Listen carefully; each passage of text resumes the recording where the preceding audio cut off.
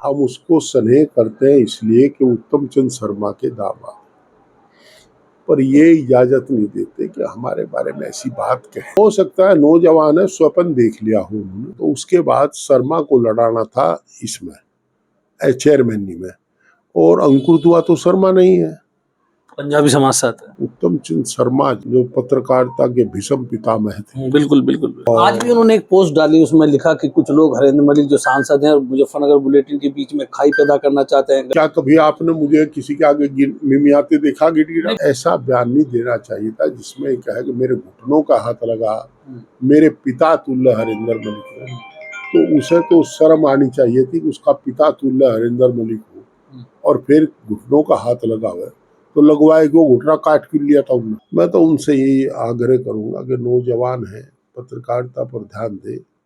ये इस तरह की अनर्गल बात करने से, अगर हमारा अपमान करने से सम्मान बढ़ता हो तो बढ़ा लो भाई, हम तो भले लोग हैं, पर वो फिर नेचर पक जाती है। किसी और का अपमान करेंगे वो भला ना हुआ। और मैं आपके चैनल के माध्यम से उसे इंश्योर करूंगा कि हम कोई खाई नहीं खोदते, ना खाई बढ़ाते। हम राजनीतिक आदमी हैं, हम तो खाई मिटाते हैं। गलती बड़े अधिकारियों की है। सबको पता था गर्मी का मौसम आने वाला है। आपने स्मार्ट मीटर बनाए, लोग उससे भी तराई तराई कर रहे हैं। हमारे टाइम में, समाजवादी पार्टी के टाइम में, कांग्रेस के टाइम में खाकी का डर होता था। तो यही कह रहे हैं मुख्यमंत्री, ये कहते हैं कि हमने पुलिस का मनोबल बढ़ाया, बदमाश इस समय गायब हैं, कुछ जेल में हैं। और फिर बेचारा पुलिस का सिपाही के हाथ में गोली लगती है, किसी कहीं लगती है, पता नहीं कहाँ तक कानून लायक बदमाश भी इतने बढ़िया निशानची हो गए वहां में गोली मारा है। मुजफ्फरनगर से समाजवादी पार्टी के सांसद हरेंद्र मलिक जी हमारे साथ हैं, उनसे बातचीत करेंगे। सर, बिजली की किल्लत को लेकर कई दिनों से हंगामा चल रहा है। मुजफ्फरनगर शहर में आपका लोकसभा का इलाका है, रात भर बिजली की किल्लत से लोग जूझते रहे। तो एक तरफ सरकार कहती है कि बिजली व्यवस्था पूरी तरह से ठीक है, और फिर ये किल्लत। रात महावीर चौक से 1:30 बजे भी फोन आया, नुमास कैंप से, खाड़ा पार से, नई आबादी से, और रात को मैं भी नहीं सो पाता। बघरा से फोन आया कि अंबेडकर मोहल्ले में बिजली नहीं है। मनीष लड़का था, को यहाँ पापा जी बिजली नहीं। हमारा गांव है, तो अधिकारियों को करें, शहर के अधिकारी तो फोन उठा लेते, बड़ा अधिकारी तो उपलब्ध रहता है। अब छोटा अधिकारी कहीं लाइन ठीक कर रहा होगा, कोई बिजली बाकी भी रहते, कहीं ना कहीं जेईए को व्यवस्था बनाने में जुटा है, वो कहीं लगा होगा। हमने तो कल चीफ से भी बात की थी, उन्हें भी कहा इन्हें इस समय प्रताड़ित करने का समय नहीं है, ये इन्हें सहारा दे करके, प्रोत्साहित करके समस्याओं का समाधान कराओ। गलती बड़े अधिकारियों की है। सबको पता था गर्मी का मौसम आने वाला है। गर्मियों में हर साल डिमांड बढ़ती है, जब डिमांड बढ़ेगी तो बिजली की व्यवस्था तो करते। प्रदेश स्तर पर कोई व्यवस्था नहीं है। पहली बिजली, अब बिजली कम है, उपभोक्ता ज्यादा है। आपने स्मार्ट मीटर बनाए, लोग उससे भी तराई तराई कर रहे हैं। अब सुविधा के नाम पर आप बिजली उपलब्ध नहीं करा पा रहे, तो टोटली गवर्नमेंट फेलियर है। और मुझे तो ऐसा लगता है कि भारतीय जनता पार्टी में जो अंदर की खींचतान है, कुछ लोग तो ये कहते हैं कि मिनिस्टर जो पावर के हैं वो दिल्ली के नजदीक हैं, वो जानबूझ के लखनऊ को फेल करना चाहते हैं। कुछ कहते हैं वो लखनऊ से फेल करना चाह रही है, बोले आपस की लड़ाई चल रही है, लड़ाई जनता भुगत रही है, ऐसी चर्चा है। 2027 में क्या समाजवादी पार्टी के मुद्दे रहेंगे, किन मुद्दों को लेकर चुनाव में जाएगी, चुनाव आने वाले विधानसभा? हमारे सामने संकट ये है कि किस मुद्दे को उठाओ, किसे छोड़े। यहाँ तो सारे मुद्दे, यहाँ तो सारे मुद्दे हैं। किसान परेशान, नौजवान परेशान, दुकानदार परेशान, आम शहरी परेशान, दवाई महंगी, पढ़ाई महंगी, सिंचाई महंगी, हर लोग परेशान है। रोजमर्रा का जीवन खत्म है। पहली बारिश में ही पूरे प्रदेश में सैलाब की स्थिति होगी। लोगों के मकान भर भरा के गिर गए क्योंकि जल निकासी नहीं है। उनका आज तक मुआवजा नहीं मिला। सरकार मस्त है, जनता त्रस्त है। तो मुद्दे बहुत है। सबसे बड़ा मुद्दा करप्शन का है, लॉ एंड ऑर्डर का है। हमारे समाजवादी पार्टी की नीति है, गुंडाई चाहे सरकारी हो और चाहे गुंडों की गुंडाई हो, गुंडाई नहीं चलेगी अगर समाजवादी राज आएगा। आपने कहा कि लॉ एंड ऑर्डर को लेकर समाजवादी पार्टी मुद्दा बनाएगी, लॉ एंड ऑर्डर खराब है, लेकिन उत्तर प्रदेश के मुख्यमंत्री कहते हैं कि उत्तर प्रदेश में लॉ एंड ऑर्डर की व्यवस्था सबसे बेहतर है। आंकड़े गवाह हैं। हमारे टाइम में, समाजवादी पार्टी के टाइम में, कांग्रेस के टाइम में खाकी का डर होता था, भय होता था खाकी का। देखिए, क्राइम और पुलिस, क्रिमिनल और पुलिस का, अगर पुलिस का मोरल बढ़ेगा तो क्रिमिनल का मोरल नीचा होगा। वो तो यही कह रहे हैं मुख्यमंत्री, ये कहते हैं कि हमने पुलिस का मनोबल बढ़ाया, बदमाश इस समय गायब हैं, कुछ जेल में हैं। नहीं, मैं बता रहा, आंकड़े गवाह हैं। और जब क्रिमिनल का मोरल बढ़ता है तो पुलिस का गिरता है। पुलिस की लूट तो बढ़ी है, स्वच्छंदचारिता बढ़ी है, परंतु बदमाश का मोरल भी बढ़ा है। पहली बार देखा है कि पुलिस भी, भाजपा के नेता रोज शिकायत करते हैं कि हमसे नहीं डरती, अपोजिशन वाले डराते ही नहीं, हम क्यों डराओ भाई। भाजपा नेताओं के अक्सर ये आता है कि पुलिस हमारी बात नहीं सुनती है। ये कहते हैं कि पुलिस हमसे डरती नहीं, पुलिस जुर्म करती है, ज्यादती करती है, लूट करती है। तो ऐसे में हम क्या कह सके इस बात। और परंतु यार, बदमाश का मोरल इतना बढ़ गया। आप कह रहे हैं, लेकिन बदमाशों के खिलाफ तो लगातार पुलिस एनकाउंटर कर रही है, एनकाउंटर दर एनकाउंटर है, बड़े बदमाश मारे जा रहे हैं। देखिए, पुलिस एनकाउंटर नहीं कर रही, सरकार का वर्जन ये है और ऑन पेपर है कि पुलिस पर हमले होते हैं। मैं वही बात कह रहा, आप पूरी नहीं करने दे रहे जी। पहले खाकी का डर था, खाकी से देख करके बदमाश भागता था। अब बदमाश, आंकड़े गवाह हैं, प्रशासन, ये प्रदेश सरकार कह रही है कि पुलिस पर फायर किया, तब हमने बदमाश को घायल किया। तो इतना मोरल बढ़ना बदमाश का सरकार का टोटल फेलियर है। सरकार को अधिकार नहीं, नैतिक अधिकार सत्ता में रहने का। जब बदमाश रोज फायर करते हैं हर जिले में पुलिस पर, और फिर बेचारा पुलिस का सिपाही के हाथ में गोली लगती है, किसी कहीं लगती है, किसी दिन किसी की आंख में लग गई तो काना हो जाएगा ना। अब पता नहीं कहाँ तक कानून लायक बदमाश भी इतने बढ़िया निशानची हो गए कि वहां में गोली मार रहे हैं। और ये भी आप यूपी पुलिस के एनकाउंटर पर सवाल उठा रहे हैं।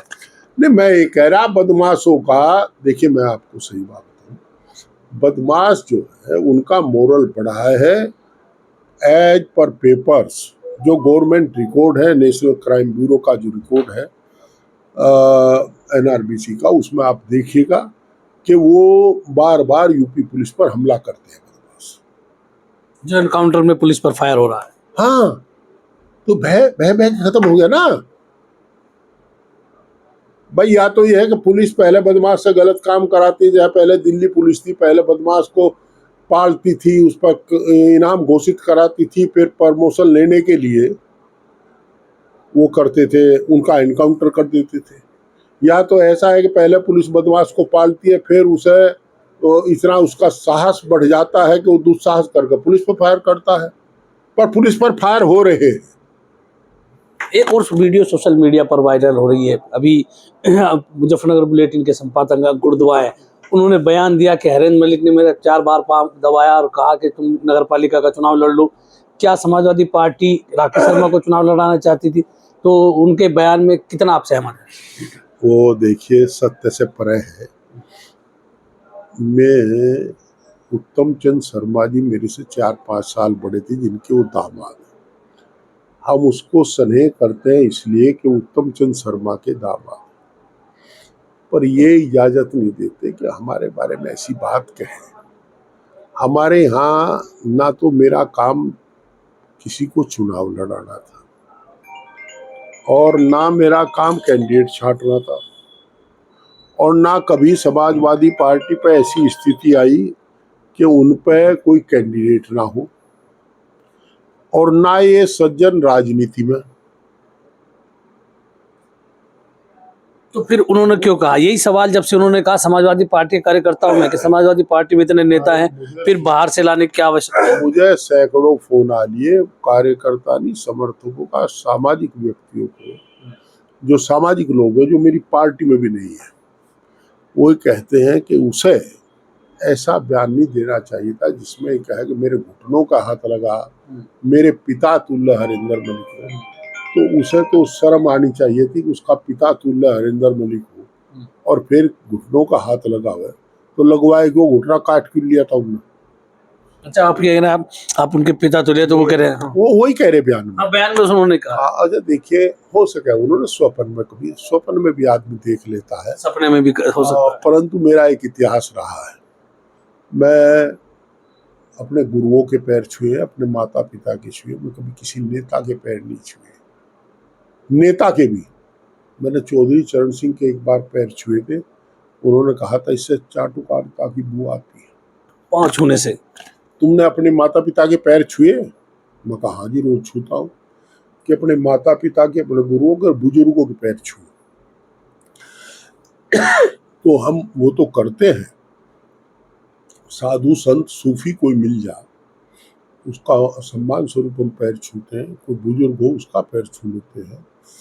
और अपना गुरु जिन्होंने मुझे पढ़ाया है अभी भी, मास्टर नाहर सिंह जी जिंदा है मुकंदपुर के, उन्होंने पढ़ा, हमें पैर छूते हैं अभी